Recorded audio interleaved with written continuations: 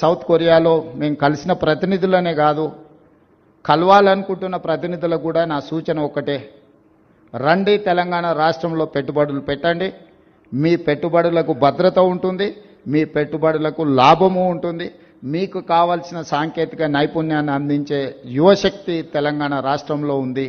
తెలంగాణ రాష్ట్రాన్ని సాధించిన యువశక్తి తెలంగాణ నిర్మాణంలో ముందుకు వస్తారు. ఎవరు వచ్చినా ఈ రాష్ట్రంలో పెట్టుబడులు పెట్టే వాళ్లకు రక్షణ ఉంటుంది.